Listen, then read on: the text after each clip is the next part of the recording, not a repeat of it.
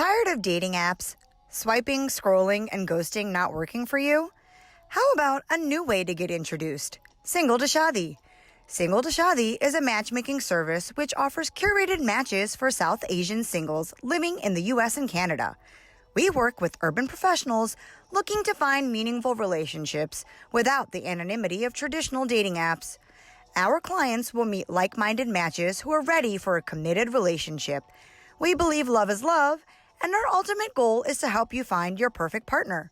Visit us today at www.singletoshaadi.com to find out more and sign up for free. We are not your parents' matchmaker.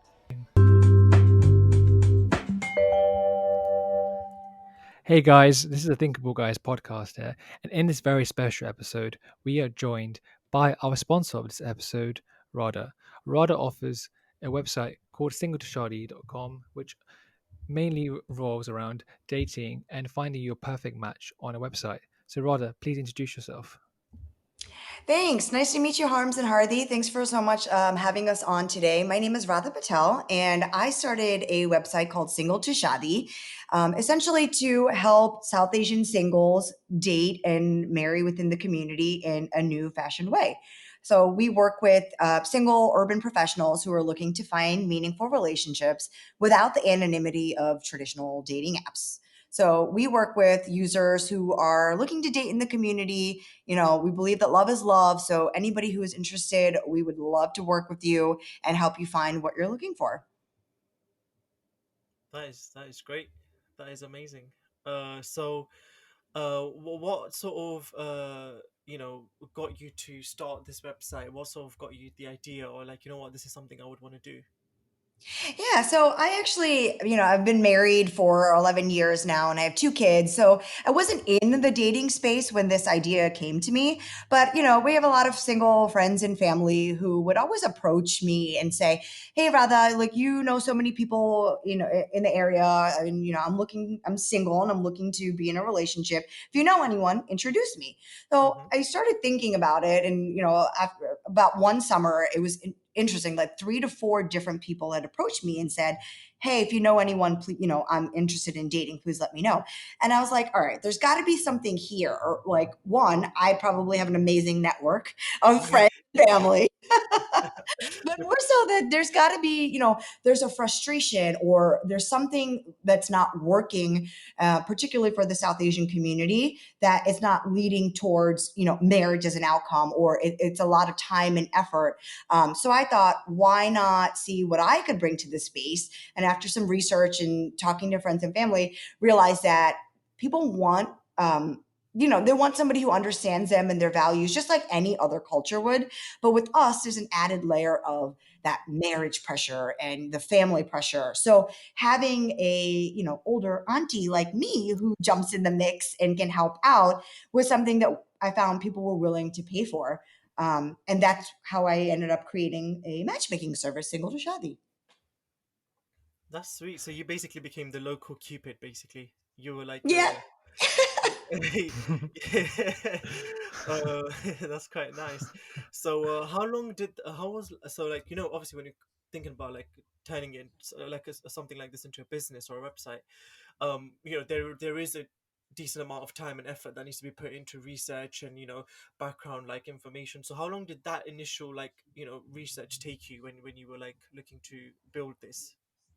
Yeah, I think, in the beginning, when you have an idea, you think about it, you ruminate, you bounce it off a few people. And then when I actually like dived in and started, using Google as a research tool, but dived in and started looking at, okay, so what services are already out there?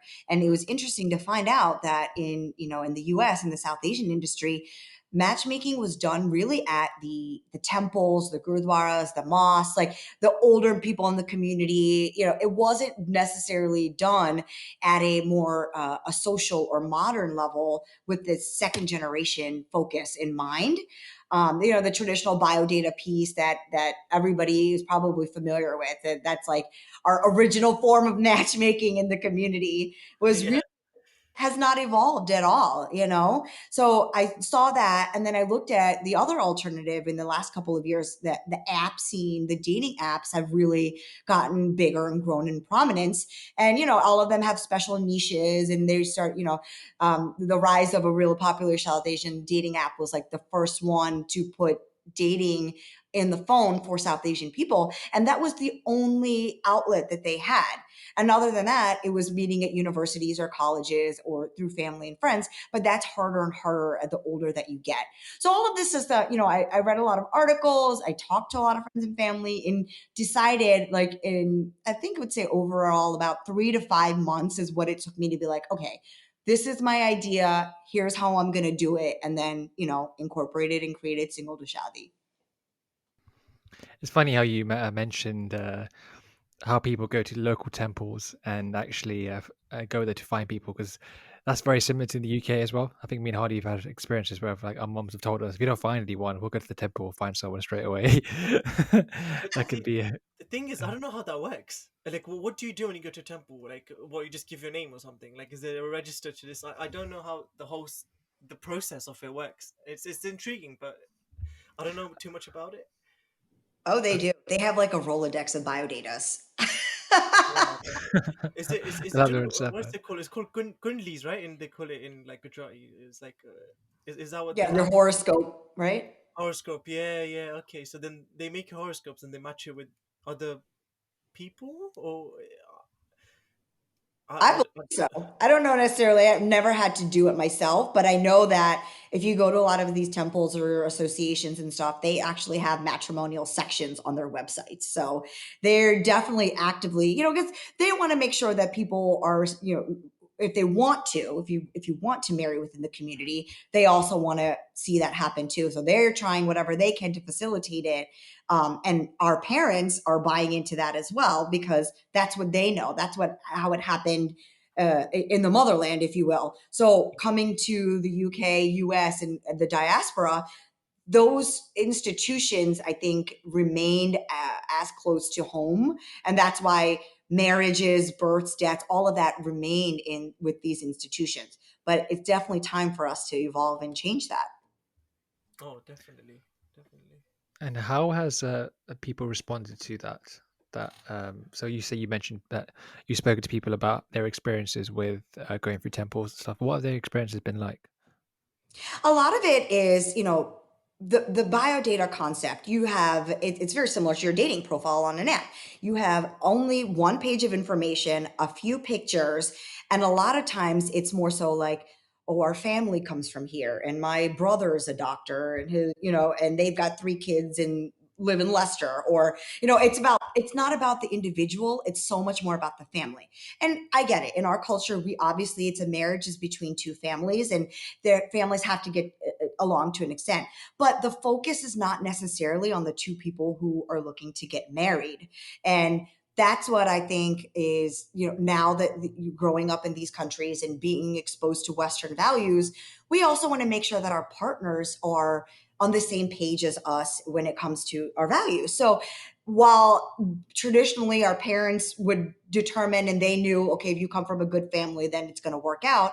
I think more and more the younger generation is understanding that no, we want to take more time to focus on our career and then get into relationships later on in life, which inevitably means having families that are in life. So just approaching it from a different mindset for what we, you know, in this generation are looking for when it comes to dating is what I think it sets us apart the most.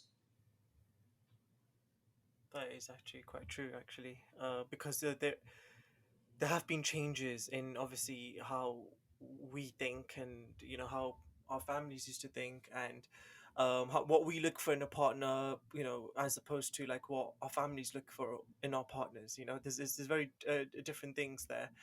And so what I wanted to ask you is, do you know these matchmaking services on the temples and whatnot, do they charge, like, do they charge for these services, I or never like? saw them officially charged, say we charge, you know, a couple $100 or whatever. I've never officially seen a number anywhere, but I'm assuming, as with many services that temples provide, a donation is probably required.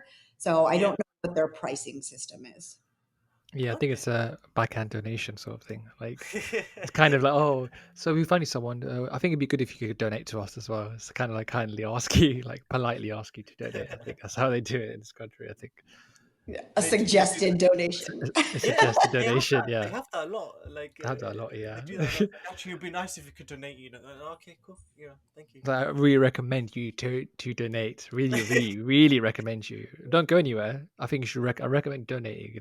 It's like you're kind of in two minds. You're like, okay, I might as well because they've done this, done that, and I guess in some ways, some people see it as like a form of service. So people will pay because they have that form of service that you've done for them. So they feel entitled to pay the person or pay the organization that they found they're a perfect partner with. So yeah, Yeah. I think that's amazing. But in terms of, so you described how what you're trying to offer is basically putting more power to the individual. So is it letting them decide who they can pick, or do you get Yeah. families involved later on? No, so I do not work with any proxies or families. It's so interesting. With the advertising that I do, I get a lot of inquiries from the older generation. But one of our, tenets at Single to Shaadi is that we only work with the person who's looking to be in a relationship, because there's a lot of nuances around.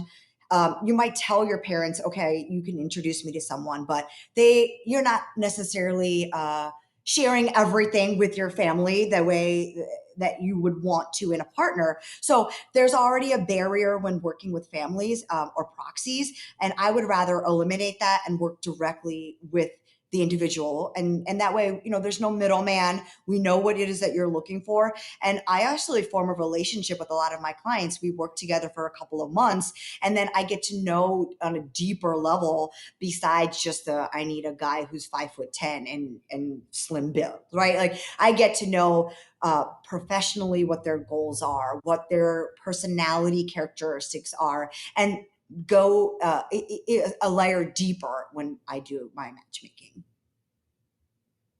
And That's in interesting. terms and in terms of matchmaking, so if you've gotten data from say two different individuals, how do you cross match them and think they're the perfect fit?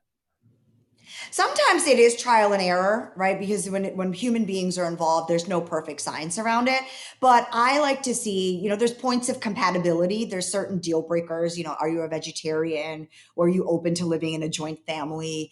Questions around some of those things that you just don't want to give up. And then after that base layer, then I look at more of the compatibility issues. A lot of it is geographic location, right? If you're willing to, I get a lot of doctors, especially who are looking to, they say, I'm applying for residency in this part of the country. I would like to find somebody in that part of the country, right? So if you're on a dating app that uses geographic locations, it's very hard to change where you're looking to meet people. So I'm able to use those nuances. I also ask, education level, things like that, that you might be on a secondary background that on an app, you might match with somebody because they hit all your criteria. But then when you find out, oh, he never actually finished his MBA, or they are a doctor but they don't practice. So all of that kind of deeper understanding is what I use to then recommend yes or no, one versus the other when I'm matchmaking. And then sometimes attractiveness might be a play, and it'll elevate somebody else's profile in my recommendation. So there's a lot of subtleties around it, which is why I think that having a boutique experience, like working with the matchmaker, is appealing to most of my clients. I want to like finally ask, because I was thinking as you were talking, a sudden idea came to my head. I was wondering, so when you've matched someone from A and B, do you find out what happens after the date? Do you guys like call each other afterwards and say, "Oh, how was your date with this person?" and so and so? And Absolutely. Yeah. and just a follow up question to that, actually, before I forget as well, is, so let's say if in that scenario, so let's say you've spoken to both the people and how it went. What if one of them feels like, nah, actually I'm not feeling it. So then what do you do in that situation? Yeah. So again, because I have a relationship with everybody, we're with you in the process from start to finish. So after I do introductions, I will check in, making sure that they're hitting their relationship milestones. So in the first 3 days, have you connected already, right? I don't want to, it's kind of like a lead, if you want to think of it in business terms. If I'm sending you a lead, you don't want it to sit there and go stale. So have you talked to somebody, or have you made the initial contact in the first 3 days? If you're local, have you made plans to meet in real life in the next 2 weeks, right? So get out of the chat situation and start interacting in the real world. I know COVID right now has complicated a lot of that, but there's still ways around it, right? Have you had your first FaceTime date yet?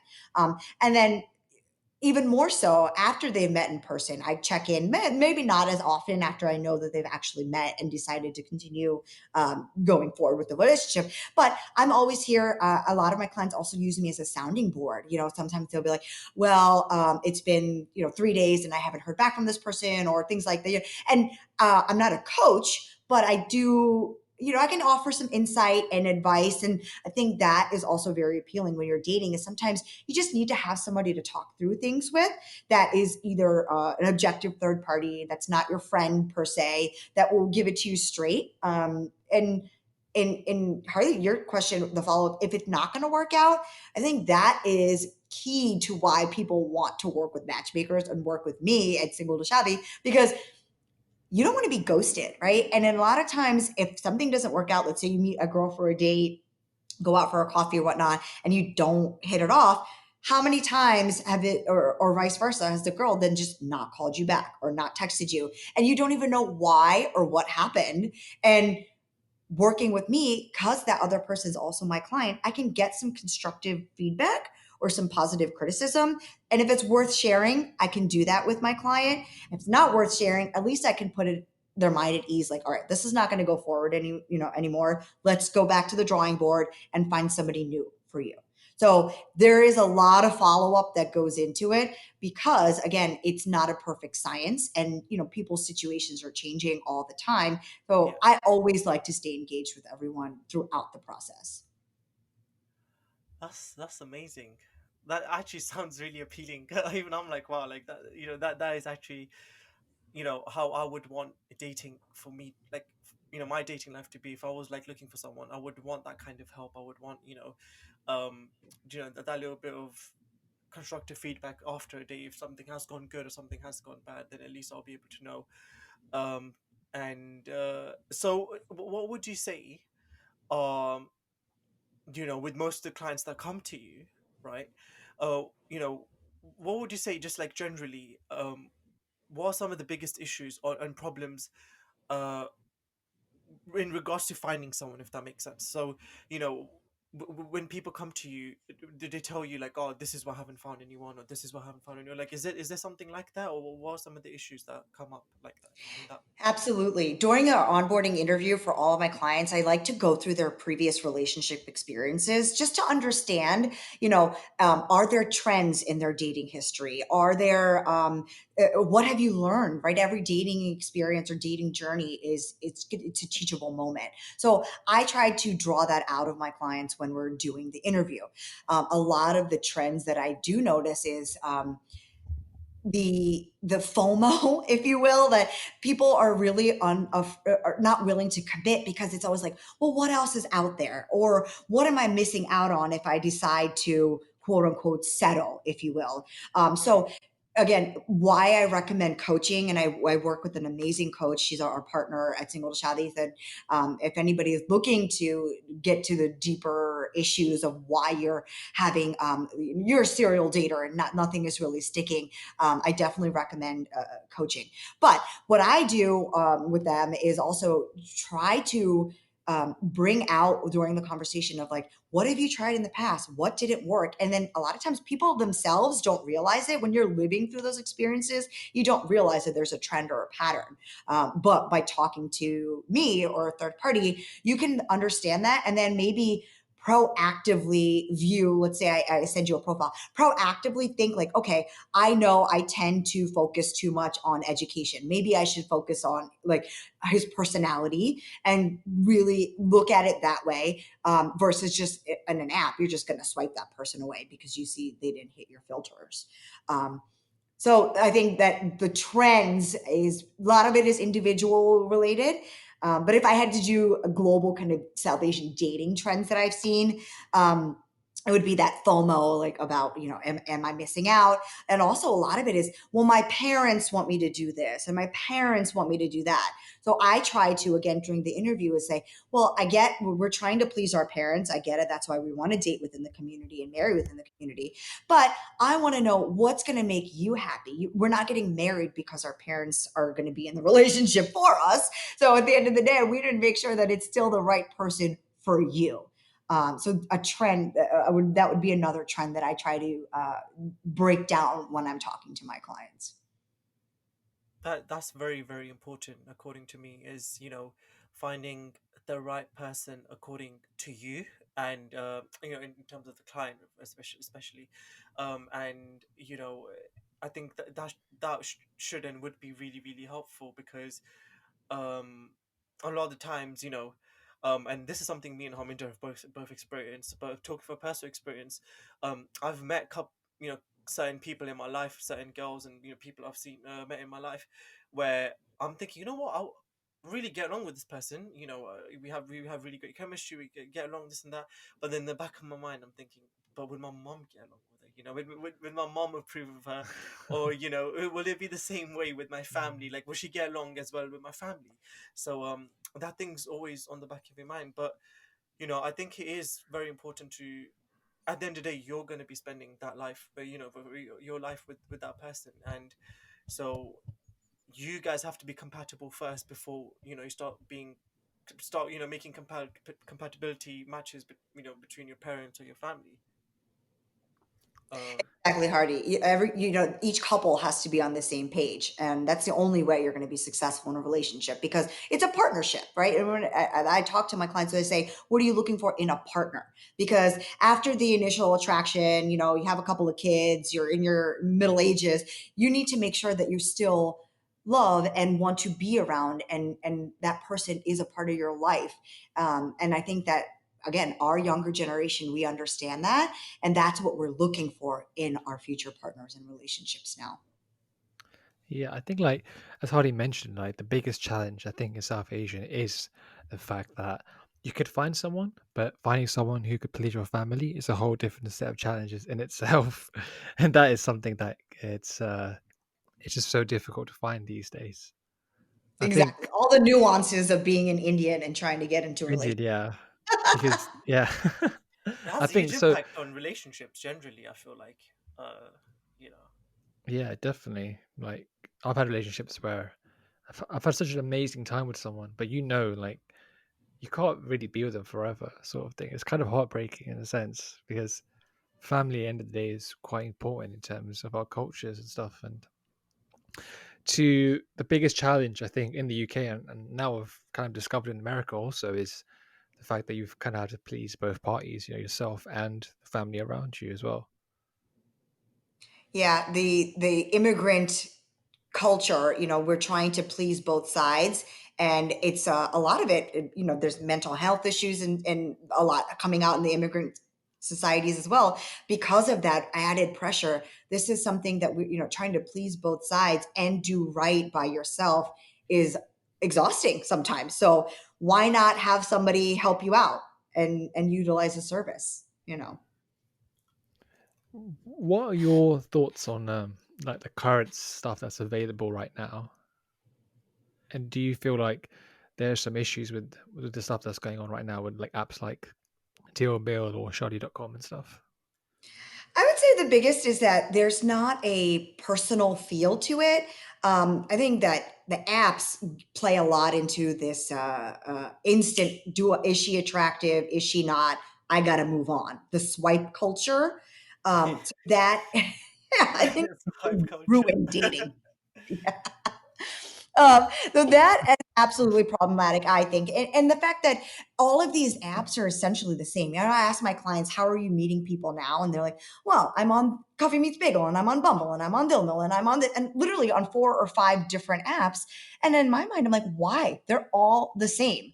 And Yeah. literally people tell me that they see the same people, because your filters are your filters and it's the same people on all the apps. So wasting time literally on the apps, I think. And then the opposite with like Shaadi.com, they're a great organization for the original purpose that they started, right? They have honestly the world's largest matrimonial site in any culture or anything. They arrange the most marriages. So they're credit to what they do. But I don't think that translates to the Western world because again, we don't necessarily want our parents choosing our partners for us. And we don't want to be talking to, okay, this guy looks cute, but I don't want to talk to his mom about dating him, right? So that nuance.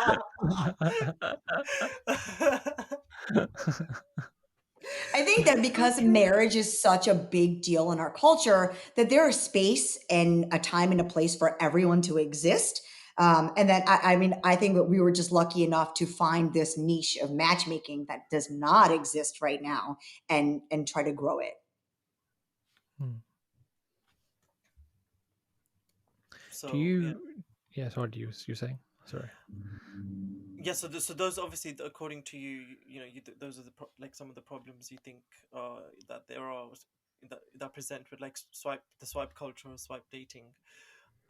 So you know, so yourself and obviously like Shadi.com to an extent, obviously eliminating some of those problems. So what would you say some of the advantages that your website has that these these dating apps can't provide? The personal service, that hand holding, that taking the work out of it for you. So how many times do you, let's say you're on an app and you're matching with people and you're trying to engage conversation wise, have you gotten confused like, oh, did I already tell this girl that story, or have we already discussed the I do this for a living, I live here, like all those basics. It's because you're talking to 4 or 5 people at the same time. So for me also, one of another one of our principles is we only will send you one match or one referral at a time, because we're taking the time and effort to make sure it's curated for you. So Hardy, if you're looking for somebody that lives in, in zone 5 and is going to be a working person and doesn't want to be a stay-at-home mom, like all of those nuances, trying for you to get through those conversations and find that out, they're talking to 5 different women, it's going to take months. Whereas me, I will send you one profile and say, hey, she already checks all your boxes. She's already interested in you based on your profile and your photos. Do you Okay. want to talk to her? Okay. Do you have a strict criteria on photos and stuff? Yeah, and that's also why I insist on a video or face-to-face interview. Now with Yeah. COVID, it's mostly all video, but because I want to know that my experience looking at you and talking to you is coming through on the photos. I'm not going to send photos to my clients that I know are not representative of what that person looks like, just because Mm. that also happens on the apps, right? You show Yeah. your date and that person is a completely different size, color, picture, everything than what you thought was going to show up. Happens a lot, that genuinely happens a lot over here, especially in the UK. A lot of people I know have experienced it. I've experienced it to an extent, not someone I've met personally, but it was like, you know, on Deal Mill, for example, like there was this one person I was talking to, and then I added them on Instagram just to just to see how things go, and then they look like a completely different person on Instagram, and I was like, I couldn't recognize the two profiles. I was like, wait, they look like two different people, and that can be like daunting. It can throw you off a little bit. So what it sounds like to me is what you guys do for for the two matches.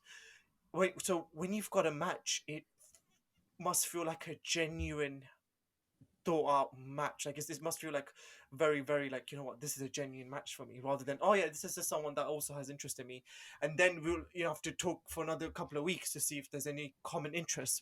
Whereas you guys obviously cut all that out. You guys have already got that in the bag, basically. Exactly. So the most work my clients have to do is the interview. I will go through a very in-depth questionnaire and, take notes. As I mentioned, we talk about past history. We talk about what you're looking for long-term in your future. And I use all of that criteria when matchmaking. So if I send you, Harms, I send you a profile, it is literally not just a profile. I will put paragraphs of why I think her activities line up with your activities, or why your future plan, you want to have 2 kids and she wants to have 2, like all of that. Mm, I have that level of detail. I will tell you and spell it out for you. I work mm, with a lot of divorced clients too. So if you're open to meeting somebody who's previously divorced, I will let you know what were their circumstances, and you then can make the ultimate decision. I don't send contact information until I know both people are genuinely interested and ready to meet, just out of an interest of not wasting anybody's time. mm. I think that's so important because, as you guys have mentioned, like with apps and stuff, that you don't really know the purpose of why they're on the app. And even though some apps do say the reason why you want to be on the app is either to say to be in a relationship or just to date around, you don't really get a true sense of idea of why people are using these apps, or what is the purpose of it. I feel like in the UK here especially, a lot of people just use apps very casually. And if you say you match with someone who uses the apps very casually and you're kind of looking for something that's a bit more long term, there's like always a clash of, oh no, like this person is a really nice person, but are they really willing to commit to me? I think that's like a big issue. And that's a good way of looking at it. I feel like app-based dating is great when you're younger, you get out there, you meet people, you have experiences. But when you're looking to be serious and marriage-minded, you can't get the intent from the apps, just like you said, Harms. So Mm, working with somebody who already knows, hey, these people in my portfolio 100% are looking to get married in the next, 6 to 9 months. Or mm, at least be in a long-term relationship. I don't say you have to get married right away, but if you're seriously looking to be in a committed relationship, that's when we work with people. mm. And what if there is someone that they've joined your website and uh, what if they're like that like for them it's really hard to find someone as you've interviewed them, and so do they go for the whole coaching process as well? Exactly. There are some of my clients who, they have really trust issues, or they've had bad experiences in the past, and that makes them a little bit apprehensive. I do give advice, but not being a professional. If there's something that I'm not comfortable with or I'm not familiar with, I will refer them to. I have another partner. She's a South Asian dating and relationship coach, and she's amazing. And she's helped a lot of my clients out. Just Mm, because sometimes you need somebody to talk through some of that, like, why do I have a cycle? Why do I keep going for the same types of guys? So having that in-depth person to review that with and give you some tools on how to approach a new relationship will make it that much easier when I do send you a profile, that you're like, okay, I'm going to, trust Radha, or I'm going to approach it in a different manner now because I've learned how to be in a healthy relationship. mm, Okay. mm. So let's say, like, have you ever had someone who's never dated before in their life?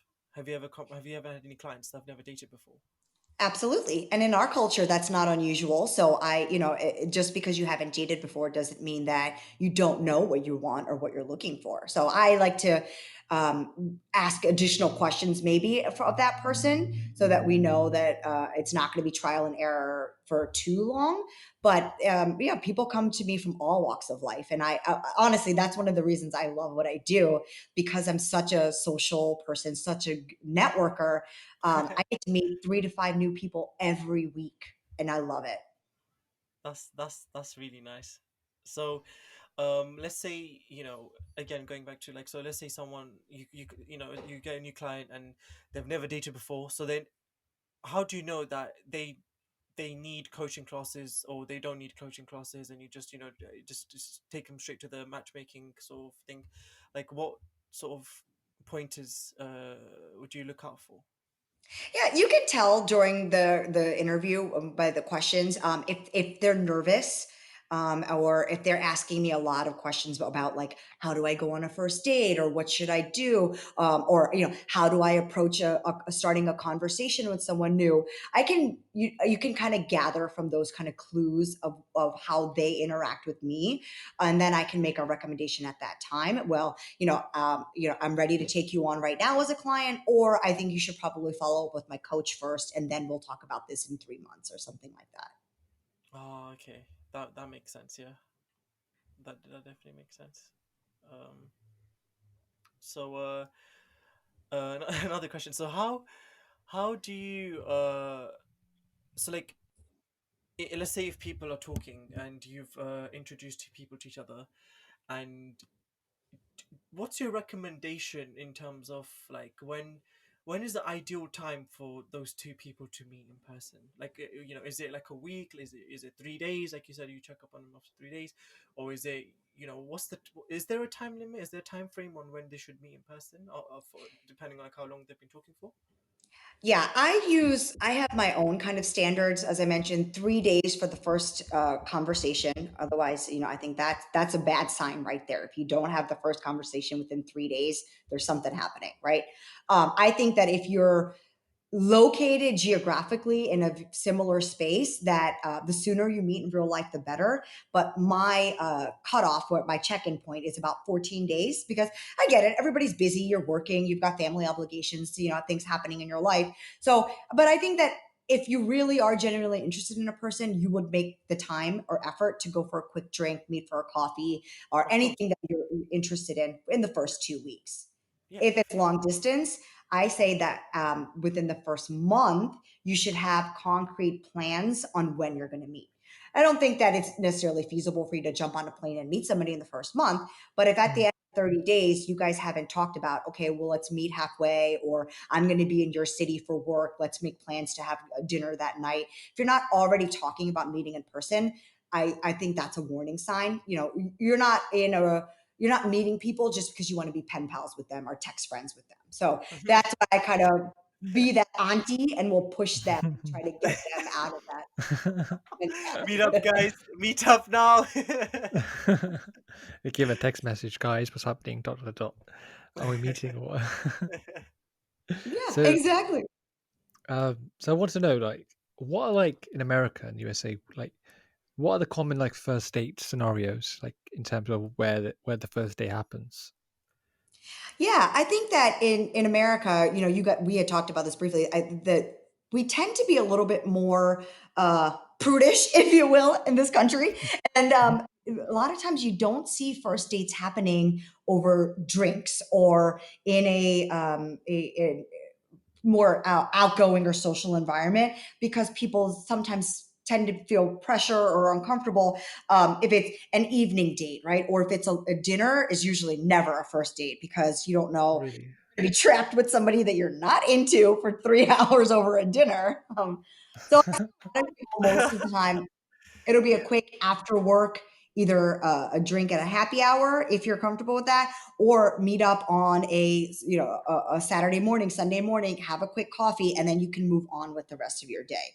That's typically how I recommend it too, because let's say I introduce you, it's been 2 weeks, and you guys are going to meet in real life for the first time. I don't expect you to invest an hour, 2 hours up front, because dating, again, like we mentioned, is trial and error. So you don't necessarily have that time to invest multiple times a month. But I want to make sure that, first off, we put you in with the right person from the beginning, and number two, that you don't get jaded or feel that, oh, this is not worth my time anymore, because you're investing so much time on quote unquote bad first dates. Well, that that's so interesting compared to like the UK, where it's quite common to see first dates and drinks. It's Dinners quite a and drinks. It's dinners always and dinners. drinks, That's it. That's all it drinks, or is. sometimes just like, because I feel like with drinks it makes like both parties more comfortable with each other. I feel like if I went to a coffee with someone, I'd feel more nervous going on a coffee date. I don't know. Interesting. I'd Yeah. feel, I'd feel, I'd feel because in most coffee shops you're used to being like quiet, I guess, or just being like you're just. I feel like if I went to a coffee shop on a first date, I'd feel very nervous, and I feel like the coffee would make me more nervous, if anything. I'd feel like I'd feel more alert, more like my hands start trembling a little bit. Oh god, like, coffee is too strong for me. What's happening to me? Like I don't know, I'd feel really conscious of like my surroundings when someone was like, okay, so how is your day? Yeah, it's fine, thanks. It's cool. So how's That's things? a good Yeah, yeah, That's a good tip, actually. Yeah, you want to make sure that you're comfortable in that experience too. And I think that's the biggest difference between UK and US dating is what people feel more comfortable with. I feel like in British culture, you guys, pub culture is a part of your life every day, and it's in America. But there's being a bigger country, there's a lot of rural people, or you're not working in a downtown environment, so having an alternate view or alternate place to meet as your go-to, like a coffee shop, is why that might be more of a culture difference in America, maybe. yeah, probably. Yeah, that makes sense because I'm just so used to when I have been on dates in the past, just so used to going for a drinks really because I feel like as for me personally, it helps me loosen up.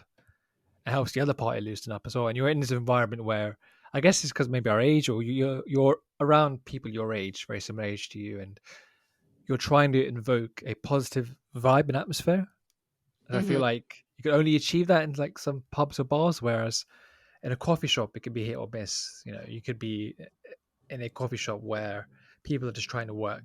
Do you know what I mean? And you're here on your first date thinking, oh God, what do I need to say next or something? Do you know? It's just like whereas for like do you know Yeah, I how, definitely absolutely. resonate. A hundred how do percent you what do you think? Yeah, I 100% resonate with that, right? So the couple of things that I want to sort of link into that. First thing, what Harminder said about, it helps you calm down. That's definitely very true. It helps both people calm down, like getting drinks. So, and also getting drinks actually, this, this is funny, but it's true. People are a lot more honest and open when they have a few more drinks in them. So if you ask them certain questions Loose about life, tongue. Loose tongue. yeah, like, you genuinely, if you were to ask someone, questions about their lifestyles or whatever, if they've got a few drinks in them, they're more likely to be honest about, how they feel or what their viewpoints are, rather than trying to be politically correct sometimes. Because sometimes, Hmm. if I've met someone, let's say over like dinner or food or something, and I ask them, oh, what do you think about this or what do you think about that? They're like, oh yeah, don't really give you much of an answer. But then if the same sort of scenario was to take place, whilst we're having drinks, and they'll be like, actually, this is how I feel. This is what on my mind.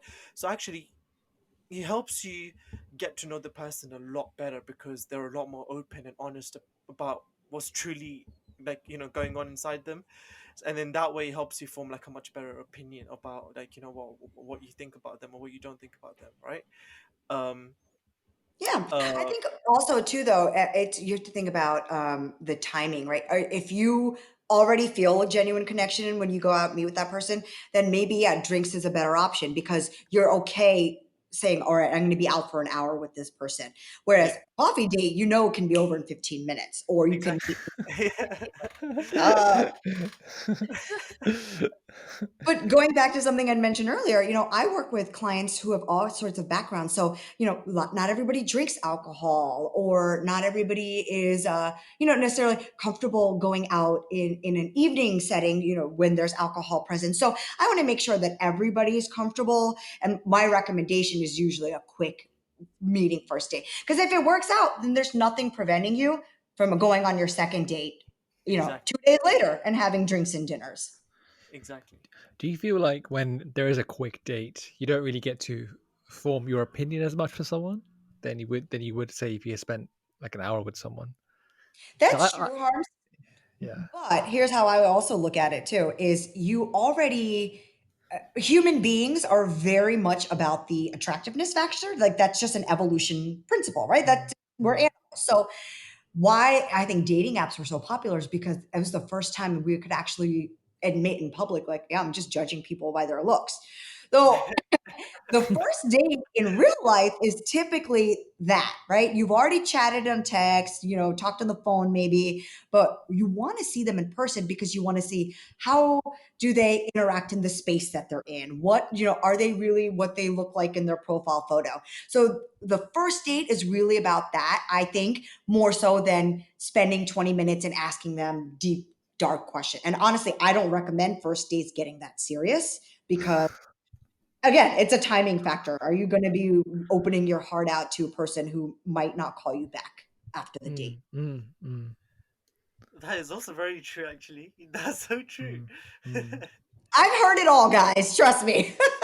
I'm actively dating, but this is, I guess, part of my research, if you will.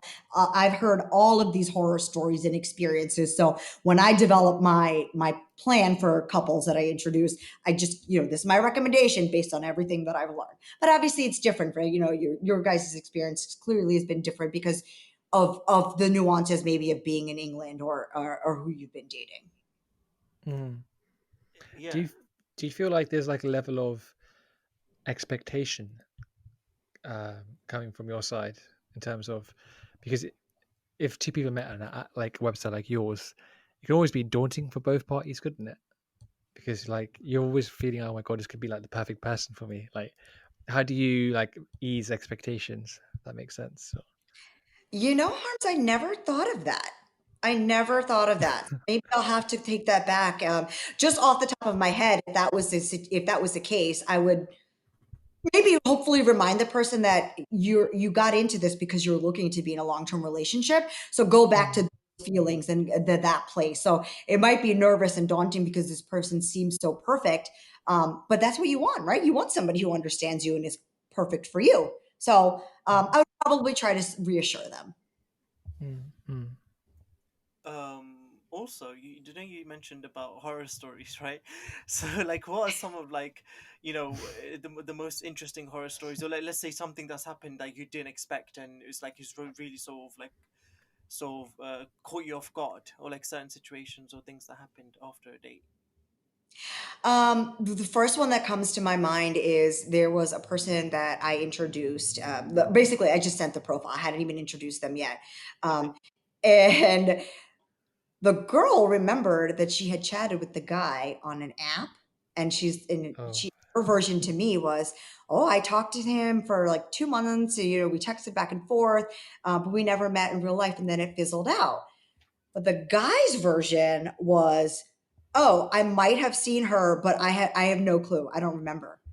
And so right then and there, I was like, "Whoa, whoa, whoa!" Like, if I do go through with this introduction, we need to talk about what happened first because it people's perceptions is their reality, right? So how you view the situation, I want to make sure that you're going into it with an open mind and the right mindset. So when I heard that both of them, one of them thought they were in a quote unquote text relationship, and the other guy didn't even remember her, I was like, all right, this is awkward, but we got to figure this out. It turns out that they didn't want to be introduced and we didn't have to get to that situation. But talk about a horror story had I not uncovered that fact. And then they actually went on a date. So so it's like, oh hey, deja vu again. Nice to see you again. Oh hey, like, hey, hey, it could have worked out. You never know. yeah, It could have worked out the second time, maybe second time lucky. exactly. And I will tell you personally my own horror story from back when I was younger and dating. This is obviously pre apps. We still had websites and things, but no apps. But I was at the point where I'm like, you know what? I'm in my mid 20s. I'm not really meeting people out and about anymore because you're in your work life, right? So I told my parents, I was like, yeah, I'm open to being introduced. So they had a friend of a friend of a friend or whatever, they worked their auntie connection, and sent me this person's bio data. And back then I would email because text wasn't really that big either. You'd pay per Oh message. my god.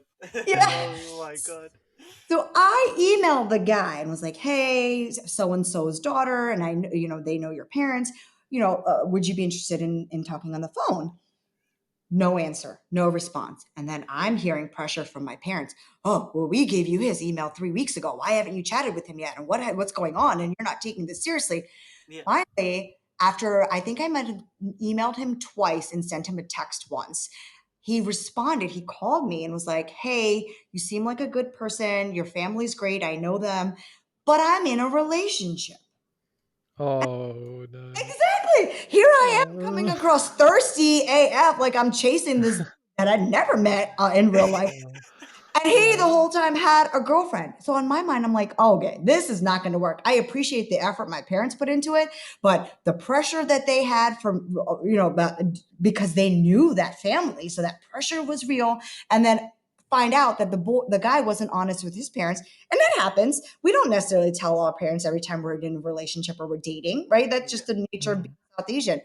But after that, I'm like, oh no, I'm not reaching out to anybody. They can reach out to me, but I'm not doing this again. Fair enough. I'll probably be the same, to be honest. I was like, you just sort of like just lose faith in like the way the method of like how it's supposed to work, right? So then, how did you end up finding your husband then? And how and where did you guys meet, and how did you guys find each other? Absolutely. Yeah. We met at a matrimonial convention, actually. I don't know if you guys Ooh. in the UK, but here, like the Samajas and stuff will put on events where, the younger kids will get together. You stay in a hotel for 3 days and they have some organized activities like speed dating and social hours and stuff. But because everybody's staying in a hotel for 3 days, you get to, you hang out at the bar afterwards, or me and my sister, we used to go, since we were in college, and we'd go a couple of years in a row, and you meet friends, and it becomes like a social activity for our generation, our South Asians, to stay friends within our Samaj. So I actually met my husband that way, and it's. Have you ever seen the movie or heard the movie called Meet the Patels?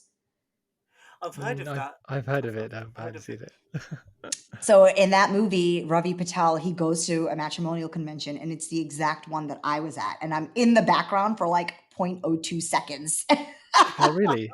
That's the one I met my husband at. Yeah. Wow, what a Oh, wow. special event is That's like a little trivia, a little like share the kids. Hey, we're in a movie, guys. I'm not gonna tell you which one. That's for you to find out. Like, Exactly. especially, yeah. Like it'd be cool to have a poster of it. Like there, like this, like ask why is that poster? Like I've seen that poster of that movie in the house. Like, why is it there? Like you'll understand once you see it. Like I'm famous, literally, from that poster from that movie. I should have an IMDb credit. you should, Yeah. you should get shouted out as well. Oh, So, no. um, something like that. We don't have events like that over here at all. That's a very like this is a new thing. I've just you just told me about. Like I've never heard of anything like that happening over here. So I think that's actually quite a nice thing. Where so is it do all the so how does like how do you decide who's going there? Do like people sign up, or is it just all the single people signing up, or is there criteria? Like how does it work for this convention day? Like or this I event? believe it's only single people, and it was run by the Samaj. So, it was a website, and you just signed up online and you booked your reservations for the rooms, because it's held at a hotel usually so that they can have their events on site as well. Actually, and I don't know if they're still happening. I think the rise of the internet and all of this has changed people's outlook on how they want to meet individuals. So I don't think these conventions are still happening, unfortunately. I can imagine it being so much harder to date in a place like America because of the, the geography of the country itself and how dispersed many Asians are, aren't they? Like in It terms is. of yeah. That's why I think that the location-based apps don't necessarily work for our community because, in Mm. our culture, we're used to moving around. Our parents came here from another country, so they know what it's like to move around. We're not rooted, let's say, like the Americans or the British are that are of a Caucasian origin, right? They've lived there for generations. They have it, their whole lives are there, so they are not as willing to move. Whereas our people, we are, right? And especially for job prospects or training, we're ready to change locations often. So having a huge country like America, with its very geographically diverse, trying to find someone you're looking for, either in your location or another prospective location, is definitely challenging. And that's again some of the questions that we review and what we look at when we're building out your profile, that, hey, you're willing to date in these 3 cities, or you have easy access to or a connection to these couple of cities. So that helps us well when I'm narrowing down what you're looking for. Are people's requirements quite like sometimes a bit too much, or do you feel like it's, I don't know how to explain it, like just some Yeah, people may have more some people have a longer list than others, like yes, absolutely. And yeah. the funniest is the first thing that came to my mind was I have this one client who is maybe has unrealistic expectations for beauty that they're looking for. And, I've been working with him to say, I know that it might not be, exactly what you're looking for looks wise, but let's talk about other things and let's look at all the, unfortunately, I've not been able to crack that concept with him yet, but I'm sure we will. Not saying that every Indian girl out there is not gorgeous. That's not what I'm saying at all. But sometimes there's just unrealistic expectations. Not everybody's going to be a Bollywood actress. You know what I mean? I can imagine that being a funny thing, like, because you can meet someone's a client could come to you and say, I want these things, like a page worth of requirements. The next person could come, I want 3 pages of requirements. You're like, oh god, like, and you're like shifting it through, like, okay, it meets about 70%. Is that good enough for you? And they say, oh well, I'm not sure what the other 30%. Like, it's always so difficult to kind of get the balance right, isn't it? In terms of what you want. Exactly. But that's when we could talk through it, because I know I only introduce clients to clients. So it's like kind of a database model, if you will. So I know every single person that I'm introducing. I think matchmakers don't necessarily work that way, because they have like a roster, if you will, and they only have clients that are paying a higher fee that they work with. So, but for me, because it's more of a database model, I know every single person that I'm working with or referring you to. But the 3-page requirements, sometimes I do have clients who are like, well, I want XYZ and ABCD and 1, 2, 3, 4. And I'm like, all right, if we had to rank these, give me your top 3. And that's what I'll strive for. I'm not going to be able to get D, E, and F. Do you think that's quite prevalent in the South Asian community, those sort of requirements, like from I your think experience and stuff? yes, and it's more so when it's people that have not dated, going back to an Mm, earlier question, because they're so hung up on this perfect idea of a relationship or what we see in the movies, and they don't want to even, because dating is still, let's say, it's a taboo, or not as talked about in our community. So they don't necessarily want to be that person who's, the aunties would be like, oh, she was dating this boy and then now she's dating that boy. So they tend to over say, I want all of these requirements, because that notion of, when I date somebody, I want to marry him, and that's it, end all be all. So I also try to talk through people when I ask about dating history and stuff, like why I think having dating experiences is important, and relevant. I think that helps you understand who you are as a person and what you're looking for. Definitely. What do you You go ahead. since the COVID crisis has happened, what has like been the main challenges that you've faced? Has it like affected in terms of how people want to meet and stuff? I would say definitely how people are meeting has totally been flipped on its head. You have to be real comfortable with FaceTime, and you have to be real comfortable with. I actually had a couple. I love them. They're my favorite couple that I've worked with. They do Zoom like scavenger hunts, and they do like, because they live in completely different geographic areas, and they're not going to be able to meet in real life for a while still. But they're determined. They really like each other. They have a great connection, and they're not going to let COVID stop them. So they're such an inspiration. I use them as an example all the time, because they're a great example of how making it work. We can't stop our lives because of coronavirus. We have to be safe and smart, but we have to find out ways to continue to live our lives. And they're a great example of how to do it. Meeting for the first time has changed. So I also like to recommend, especially if you're geographically within driving distance, meet in an outdoor park, sit on a bench, be socially distanced 6 feet away, wear your mask, but just get out there and don't let meeting in real life be a barrier to why you're not progressing in your relationship. Obviously, stay Mm. safe. I'm not telling anybody to do anything they're not comfortable with, but there are safe ways to still meet in person. Mm. Mm. And just want to touch upon that. I just a new idea just thought in my head in terms of, so uh, when you've introduced a couple and they've just started speaking, what are the things that you suggest they do? So you say you do a face to face, like a FaceTime call and stuff, and if they can't meet because, let's say, because of distance, and what other things could you like? What other tips do you give these couples they can do in the meantime instead? Absolutely. So the New York Times had years ago, I want to say maybe 25 years ago, they had published this article about the 20 questions to ask when you're getting to know a person. Hmm. And even to till this day, those questions really do stand the test of time. So if any of my couples are like, we're stuck on topic, we don't know what to talk about, I always encourage them to, I'll send them a link or whatnot. But those questions are really thought provoking. They're not first date questions by any Hmm. means. It's more so really getting to know a person. So Hmm. I encourage you to pick a couple of questions and make it a fun, a Zoom date, right? Grab a glass of wine or have dinner over Zoom and have a conversation. And here's a conversation starter based on these questions. Um, Hmm. I really love and honestly, when my husband and I were getting to know each other, that's when I first found this article. We would do chat. Back then we had like Skype chat or Google chat, and we would chat and answer questions and talk to each other that way.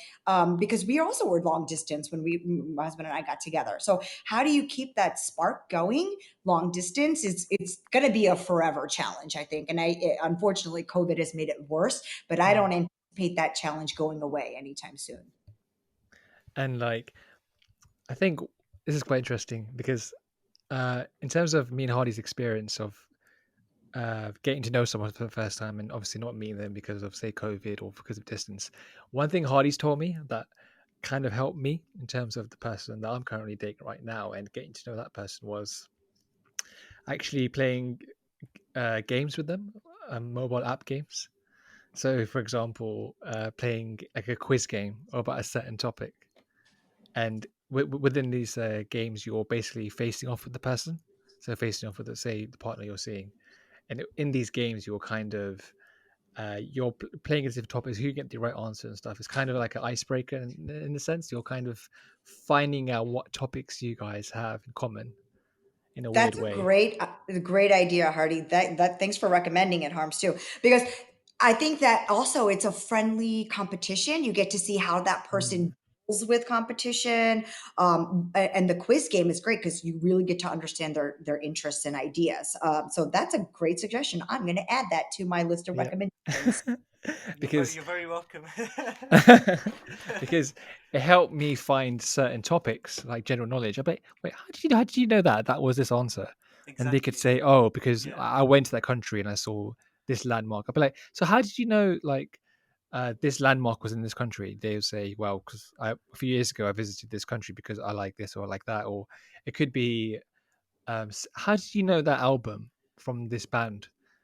And they could be like, well, I'm a big fan of this band. Really? I'm also a big fan too. Oh, really? Like, you know what I mean? These like tiny little things that can help you Conversation build starters. conversation starters. And it's like a friendly game. You don't have to, you just add each other on it. It's fine. Like, it's kind of a good way to break the ice in terms of you're not forced to have a conversation with them, because what can happen, and what's happened to like, me and Hardy in the past, is like you're talking to someone, say you've had your first date and stuff, but you're kind of struggling to what could you say next. You've just met the person, so what do you do on the phone that could help fill time?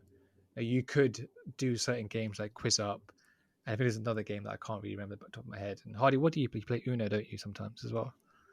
Yes, so I have like a list of games that I can play with like someone I'm talking to, right?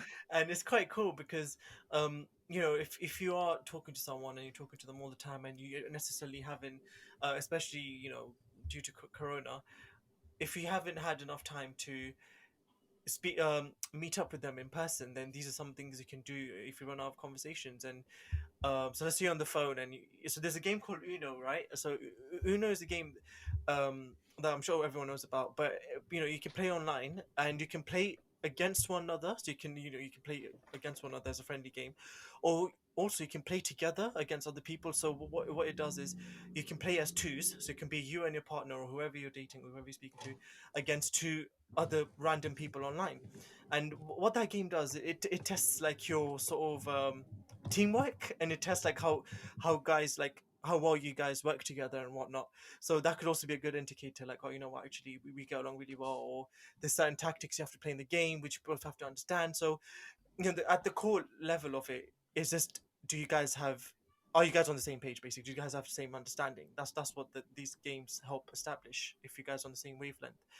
um Yeah, going through you can't have a real life experience, but it's an experience nonetheless. And seeing how you react under pressure and how you do the teamwork, absolutely, that's a great suggestion.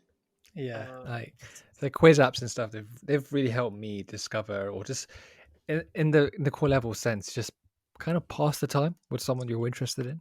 It just yeah, helps fill in the gaps of time where could you really spend an hour or 2 hours a day talking to someone you don't know? Sometimes it can be really hard, and I feel like if that happens and you're struggling to talk to someone, and it can also have a negative effect in terms of, okay, I can't speak to them for that long. I'm getting a bit bored of them. I'm getting this, I'm getting that. Like, how do I spice things up? Like, I've done the Zoom calls, I've done this, but like, what I've done to counteract it is basically playing just casual mobile app games, just to pass the time, or just like cute little games here and there. You can find out a little bit more about the person. That's like for us been a really great way of establishing like where we stand with that person. Yeah. yep, And it's like a real life Slumdog Millionaire, understanding how they know the answers to all these questions. Yeah, yeah, yeah, yeah, yeah. It is. It is. It's very like true. you can always talk about it. Oh, I'm going to beat you. So it just invokes some sort of like friendly competition with one another that you wouldn't really get all the time, especially if you can't meet the person. Yeah. Yeah, like Yeah. I'll give an example, right? This is an actual example. So I was talking to this girl, and we were on this quiz thing. So the quiz app is like it's an app that you can quiz on anything. It can be on a TV show, it can be on your favorite celebrity, on the movies they've done, or your favorite artist and what music they've put out. So I was talking to this person, and um I said to her, I was like, oh, like, let's do a couple of quizzes. And then she was like, oh, what would you want to quiz about? And I was like, oh, have you heard Drake's music? Like, do you like Drake? She's like, oh, I love Drake, I'm a big fan. And I was like, well, you're on for a game then, right? Like, and there was like, oh, she's like, I'm gonna beat you, I'm gonna smash you in this. And there was like a friendly sort of competition that came about it. And there were certain questions that came up about him and his work and whatnot, and that she knew and I didn't. I was like, how did you know that? How did you know about it? She's like, oh, this is website, there's a fan site that he had, and I used to, so it definitely does. She really likes Drake. Wow. Yeah, so there's definitely there's a lot like that you can discover about someone. It's like, oh shit, so they really take the time out. If they like someone, they will really take the time out to go research about that person or learn more about that celebrity or whatever. So then that's my takeaway from that one sort of Mm, experience. mm. So yeah, that's why it's good. So yeah, and so following up to this, and like sort of like somewhere I would want to end off this whole topic of conversation is asking you, rather, what do you think is the future of dating? Like, where would you, or what would you want the future of dating to be, like going forward now? I think that coronavirus and everything has really made the idea of partnership come to light. People who live in big cities have went back home because you don't want to spend lockdown living by yourself in a tiny one bedroom apartment. So the idea of being with somebody that understands you and appreciates you has become even more Mm, pressing now, I think. Mm. People who might have been lifelong bachelors or serial daters, things like that, are now like, oh, but maybe I do want somebody who's going to be there for me when times get tough, or who's there to just, watch Netflix on the couch with. And it's not fun doing that by yourself all the time. mm, So mm, future of dating, I think, is going to be a little bit more serious. Already there's studies that are coming out that the rate of marriages during all of this has remained steady because people are like, you know what, let's just get married, let's just go to the justice of the peace, and we know we love each other, we're quarantining together, let's just bite the bullet and do it. So I think that in the future, and I don't know how long this is going to last, maybe it is just a trend, but right now people are looking to be committed for long terms. Yeah. And you would say Corona has a big role to play in that, basically. What's recently happened? I think it's made everyone be a little bit more introspective on what's important to them in life. Or you go out and get a dog. I don't know about you guys, but so many of my siblings have out and gotten dogs now. I really want a dog. I've been wanting one for ages. My mom won't let me get one. It's so bad. She would usually say there's enough dogs in the house, so that's the common that's the common excuse against us for getting a dog. But anyways, Radha, thank you for coming on our podcast and being such a wonderful guest. It's been Oh, such a Harminder, thank you so much. Hardy, you guys, the Thinkable Guys podcast is so awesome. I love what you guys are doing. You talk about some really interesting topics, and your experiences and your vision on them is so fun to listen to. So thanks for having me. thank you. Thank you And so also, much for giving if us you your want a time. list of our apps as well, let us know about our Totally. quiz apps. Give us a message. We'll happily give you some I'm suggestions. But anyway, firing yeah, off a text message to you guys right now. yeah. And just to end off as well, guys, make sure you do go check out Radha's website. I'm sure, by listening to this podcast, most of you guys, if not, would be convinced by the end of the podcast that actually, you probably want to, you know go to like a website that has someone like Radha who takes things a lot more seriously, rather than just dating. If you want to take up a step, take a step up from just swipe dating and stuff, definitely check out her website. I'm really really impressed by all the work that she's put into her website, and the business that she started up, and I definitely think it's really really great, and I would definitely recommend it to everyone. Thank you, Thank Radha. Thank you. you. Thank you, Radha. Bye, guys. Thank you. Bye bye. Bye.